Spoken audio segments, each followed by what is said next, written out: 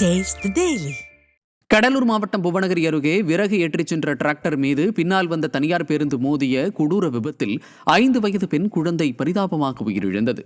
கீரப்பாளையம் 4 வழிச்சாலையில் நடைபெற்ற இவ்விபத்தில் டிராக்டரில் இருந்த பெண் குழந்தை மீது விறகுகள் சரிந்ததில் குழந்தை சம்பவ இடத்திலேயே பலியானது. டிராக்டரில் இருந்த மற்ற இருவர் மற்றும் பேருந்தில் பயணித்த 20க்கும் மேற்பட்டோர் படுகாயமடைந்தனர். அண்மையில் சீரமைக்கப்பட்ட இச்சாலையில் வாகனங்கள் கட்டுப்பாடின்றி அதிவேகமாக செல்வதால் விபத்துகள் தொடர்கதையாவதாகவும் அரசு அதிகாரிகளும் போக்குவரத்து காவல்துறையினரும் உரிய நடவடிக்கை எடுக்க மக்கள் கோரிக்கை விடுத்துள்ளனர்.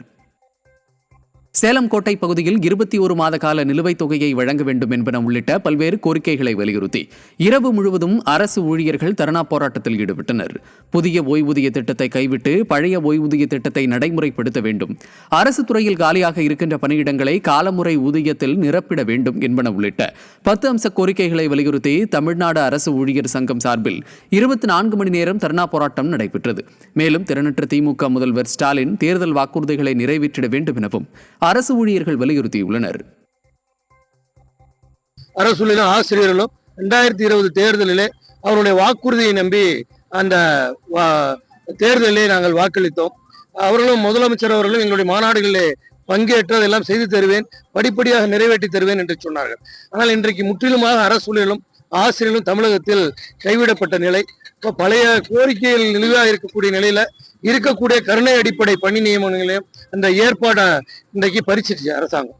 அப்ப எந்தவித பாதுகாப்பும் இல்லாம இன்றைக்கு அரசு ஊழியர்களும் ஆசிரியர்களும் தமிழகத்தை பணிபுரிகிறாங்க. அது மட்டும் இல்லாம அனைத்து துறையில் இருக்கக்கூடிய ஊழியர்களை பதட்ட நிலையில தொடர்ச்சியா வச்சிருக்காங்க. திருவண்ணாமலை மாவட்டம் செங்கம் அருகே பகுதி நேர கூட்டுறவு கடையை முறையாக திறக்க வலியுறுத்தி சாலை மறியலில் ஈடுபட்டவர்களில் 5 பேரை கைது செய்ததை கண்டித்து காவல் நிலையத்தை கிராம மக்கள் முற்றுகையிட்டனர்.